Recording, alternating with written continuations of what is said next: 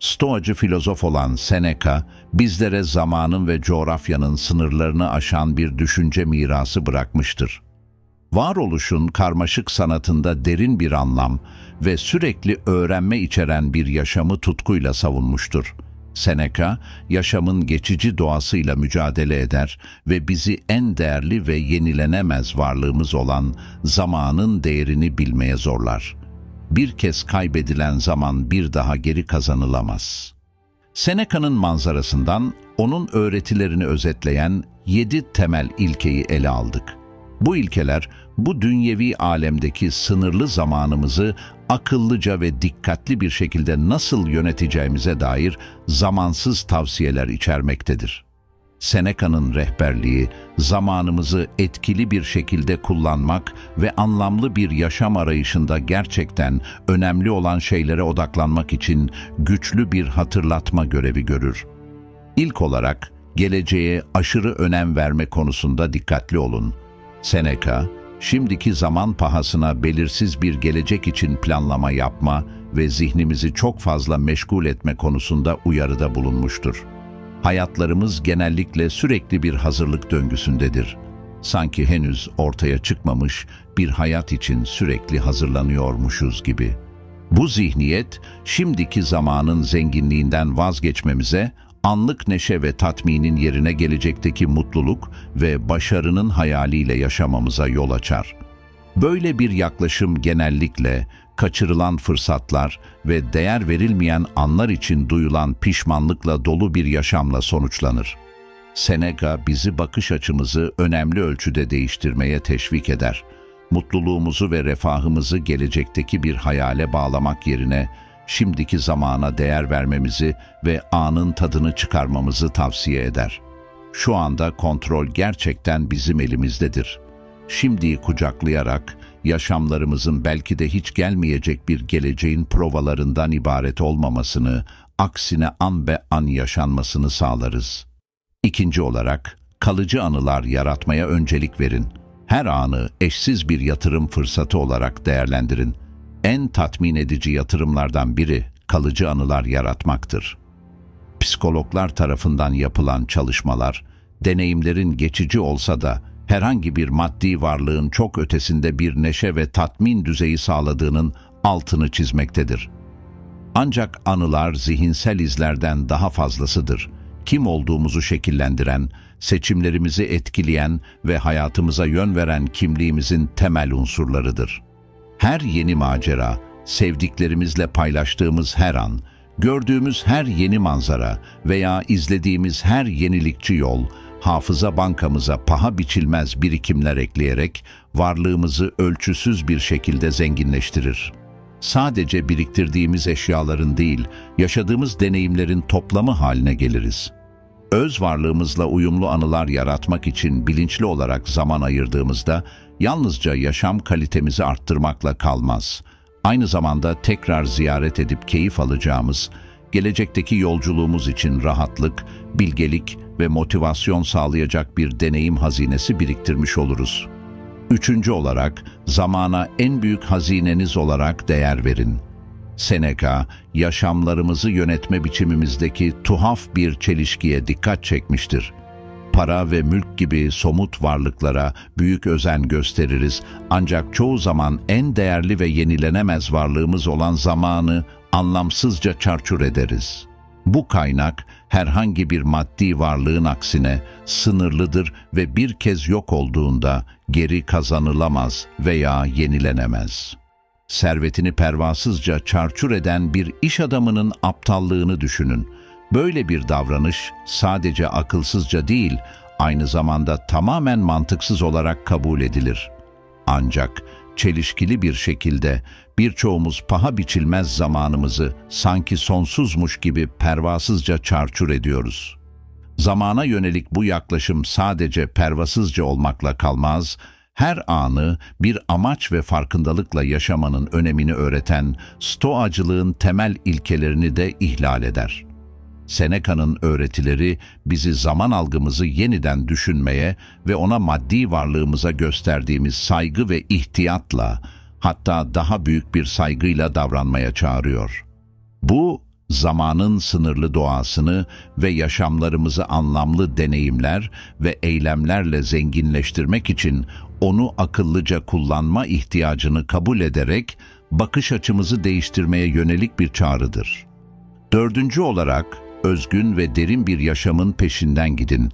Seneca, başarılı bir yaşamın geleneksel ölçütü olan uzunluğunu yeniden gözden geçirmemiz için bize uyarıda bulunur ve yılların biriktirilmesinin değerli deneyimler biriktirmekle aynı şey olmadığını vurgular.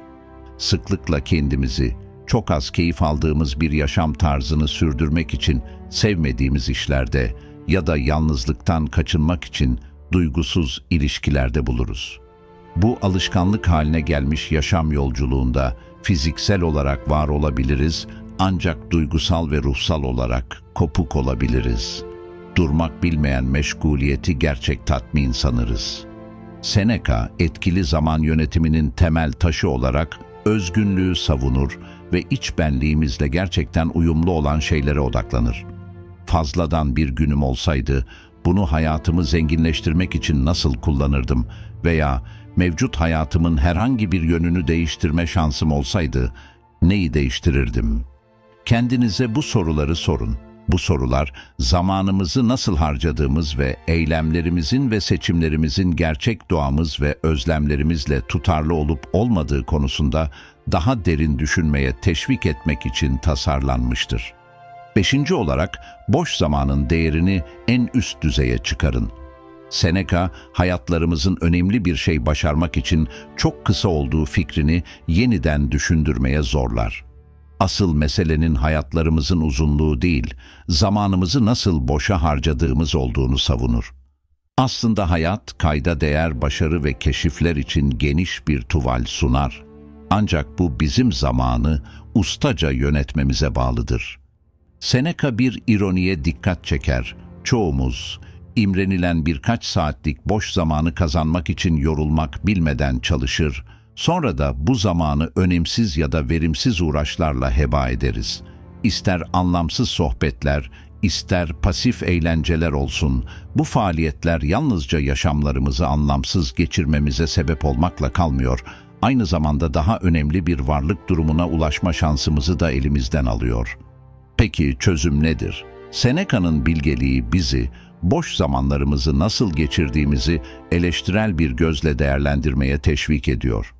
Kişisel gelişimimize, entelektüel zenginleşmemize veya duygusal esenliğimize katkıda bulunacak faaliyetler seçerek, bu anları kişisel gelişim ve tatmin için fırsatlara dönüştürebiliriz. Bu yaklaşım, bakış açımızı boş zamanı bir kaçış olarak görmekten, onu gelişim ve zenginleşme için değerli bir fırsat olarak görmeye kaydırıyor.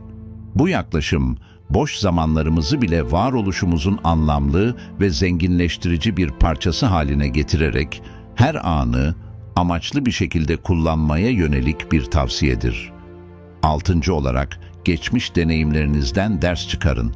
Bugünü yaşamayı veya geleceği planlamayı vurgulayan hızlı tempolu bir dünyada, Seneca ilgi çekici bir karşı görüş sunar. Geçmişimiz üzerine düşünmenin temel bir uygulama olduğunu savunur. Seneca'ya göre bu iç gözlem sadece boş boş düşünmek değildir. Günümüzü zenginleştirmek ve geleceğimizi şekillendirmek için önemli bir egzersizdir. Geçmiş deneyimlerin gözden geçirilmesini, yaşam yolculuğumuz için çok önemli olan kalıplar, dersler ve içgörüler sunan yol gösterici bir ışık olarak görür. Bu uygulama sadece geçmiş olayları hatırlamanın ötesine geçiyor. Zaman içinde içimizdeki incelikli ve bazen ince dönüşümleri anlamamıza yardımcı oluyor. Bu, sadece yanlış adımlarımızı veya zaferlerimizi değil, aynı zamanda evrimimizi, değerlerimizdeki değişimleri ve bakış açılarımızın genişlemesini veya yeniden şekillenmesini de fark etmemize yardımcı olan yaşam öykümüzün bir parçasıdır. Bu süreç sayesinde hayatımızda daha kontrolcü ve sorumlu bir rol üstleniriz. Geçmişteki karakterimiz, mevcut kimliğimiz ve en önemlisi kim olmak istediğimiz hakkında derin bir anlayışla aydınlanmış olarak hayatlarımızın mimarları haline geliriz. Geçmişe dönme ritüeli bu nedenle ruhu besleyen bir uygulama, kimliğimize ve yaşam hedeflerimize netlik ve anlam getiren güçlü bir kendini keşfetme aracıdır. Geçmişe bakış açımızı durağan bir tarzdan dinamik bir öz anlayış ve yönlendirme kaynağına dönüştürürüz. 7. olarak, zamanı gereksiz şeyler için harcamayın. Seneca bizi hayatın geçici doğası üzerine düşünmeye teşvik eder. Önemsiz eğlencelerden, sosyal medyanın baştan çıkarıcı çekimine kadar günümüz dünyasında, zamanımızın istemeden tüketilebileceği konusunda uyarıda bulunur. Sürekli para harcadığınızı düşünün. Çoğu kişi buna direnir. Ancak çok daha değerli ve yeri doldurulamaz bir varlık olan zamanımız konusunda genellikle bu tutumluluktan yoksunuzdur. Kendimizi yalnızca kişisel tutkularımız ve temel değerlerimizle uyumlu uğraşlara adadığımız minimalist bir zaman yönetimi kritik önem taşır. Nicelik yerine niteliğe öncelik vererek her ana varlığımızı anlamlı bir şekilde geliştirme kapasitesi açısından değer verilmelidir. Zamanımızı gelişigüzel kullanmak, bizi dış çıkarlara ve gündemlere farkında olmadan hizmet etmeye götüren ve böylece bizi gerçek zenginliğimizden ve mutluluğumuzdan mahrum bırakan tehlikeli bir yoldur. Doyumlu, özgün bir yaşamın özü, yalnızca neleri dahil ettiğimizde değil, aynı zamanda bilinçli olarak neleri dışarıda bıraktığımızdadır. Dışarıda kalanları bir kenara bırakıp esas olana odaklanarak, yalnızca sınırlı zamanımızın kullanımını değerlendirmekle kalmaz. Aynı zamanda kendimizi anlam ve kişisel tatmin dolu bir yaşama doğru daha bilinçli bir yola sokarız. Sonuç olarak bu hayatta kendinize yapacağınız en büyük iyilik, zamanınızı kendiniz için ve anlamlı şekilde yaşamanızdır. Özenle hazırladığımız aydınlatıcı içerikle ilgilenmeye zaman ayırdığınız için teşekkür ederiz. Burada yeniyseniz ve keşiflerimizde değer bulduysanız, sizi kanala abone olarak ve bildirimleri etkinleştirerek topluluğumuza katılmaya ve kendinizi bilgeliğe ve kişisel gelişime adanmış bir dünyaya bırakmaya davet ediyoruz. Amacımız, yaşamın çeşitli yönlerinde entelektüel, duygusal ve ruhsal büyümeniz için bir sıçrama tahtası görevi görecek içerik sağlamaktır. Bu, sürekli evrim ve keşif yolunda size eşlik etmeyi dört gözle bekliyoruz. Yolculuğunuz huzur, zihinsel berraklık ve kişisel hedeflerinize doğru istikrarlı bir ilerleme ile dolu olsun.